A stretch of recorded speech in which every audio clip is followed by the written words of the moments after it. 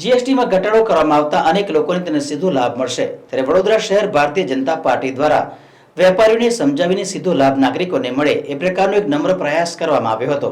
દેશના વડાપ્રધાન નરેન્દ્ર મોદી જે વિઝન દેશની સામે રાખ્યું છે, વિકસિત ભારતનું, જે વિકસિત ભારતને પૂર્ણ કરવા માટે અર્થતંત્રને પણ મજબૂત બનાવવાની આવશ્યકતા છે।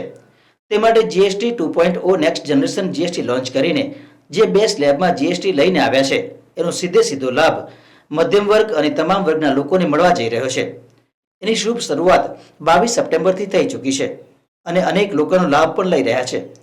આપણા અર્થતંત્રને ત્રીજા નંબરે પહોંચાડવા માટે આપણે સૌ ભારતવાસીઓ પીએમ નરેન્દ્ર મોદીના વિઝનને સપોર્ટ કરીએ ને આત્મનિર્ભર ભારત સ્વદેશી વસ્તુઓનો આગ્રહ જે પ્રકારનું આપણે સૂચન કરવામાં આવ્યું છે કે જો 140 કરોડ ભારતવાસીઓનું તેનું પાલન કરશે તો જરૂરથી આપણું અર્થતંત્ર અને વિશ્વનું સૌથી સારું અર્થતંત્ર બનતા કોઈ રોકી નહીં શકે।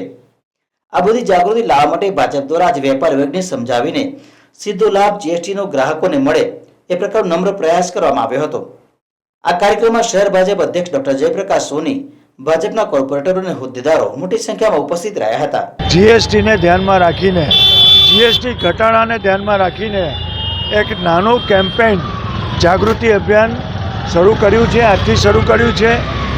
29મી તારીખ સુધી આ કેમ્પેઇન ચાલશે અને એમાં દેશના નાગરિકોને અમે જણાવીશું કે અમૂલની ચીજ હોય, હેન્ડલૂમ હોય કે પછી નાની મોટી અનેક ચીજ વસ્તુ હોય જેમાં ભાવ ઘટાડો થયો છે અને એને કારણે ગરીબ વર્ગનું નાગરિક હોય, મધ્યમ વર્ગનું નાગરિક હોય, એની પરચેસ પાવરની કેપેસિટી વધી ગઈ છે।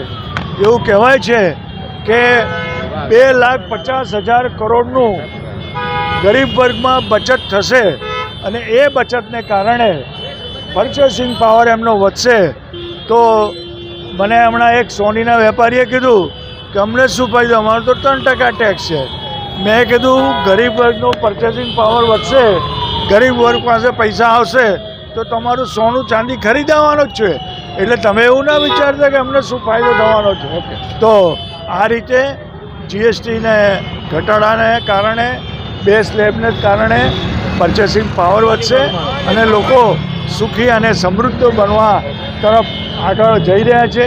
આ ઐતિહાસિક નિર્ણય છે અને દેશે બતાવી લીધું। વિશ્વના સર્વાધિક લોકપ્રિય નેતા અને ગુજરાતના પનોતા પુત્ર આદરણીય વડાપ્રધાન માન્ય નરેન્દ્રભાઈએ જે વિઝન દેશની સામે રાખ્યું છે વિકસિત ભારતનું, વિકસિત ભારત પૂર્ણ કરવા માટે અર્થતંત્રને પણ મજબૂત કરવાની આવશ્યકતા છે। એટલા માટે GST 2.0 next generation GST launch કરીને જે બે સ્લેબમાં જીએસટી લઈ આવ્યા છે એનો સીધો લાભ ગરીબ વર્ગ, મધ્યમ વર્ગ અને તમામ વર્ગના લોકોને મળવા જઈ રહ્યો છે। એની શુભ શરૂઆત 22 સપ્ટેમ્બરથી થઈ ચૂકી છે અને અનેક લોકો એનો બેનિફિટ લઈ રહ્યા છે।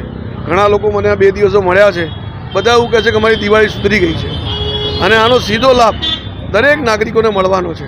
આપણા અર્થતંત્રને ચોથા નંબર પર, ત્રીજા નંબર પર પહોંચાડવા માટે આપણે સૌએ 140 કરોડ ભારતવાસીઓએ આદરણીય નરેન્દ્રભાઈના વિઝનને સપોર્ટ કરીએ અને આત્મનિર્ભર ભારત સ્વદેશીની વસ્તુઓનો આગ્રહ જે પ્રકારનું આપણને સૂચન કરવામાં આવ્યું છે એ જો 140 કરોડ ભારતવાસીઓનું પાલન કરશે તો જરૂરથી આપણું અર્થતંત્ર વિશ્વનું સૌથી સારું અર્થતંત્ર બનતા કોઈ રોકી નહીં શકે। આ બધી જાગૃતતા લાવવા માટે ભારતીય જનતા પાર્ટી વડોદરા મહાનગર દ્વારા આજે વેપારી વર્ગને સમજાવીને સીધો લાભ જીએસટીનો નાગરિકોને મળે એ પ્રકારનો એક નમ્ર પ્રયાસ ભારતીય જનતા પાર્ટીએ આયોજિત કર્યો છે। ધન્યવાદ।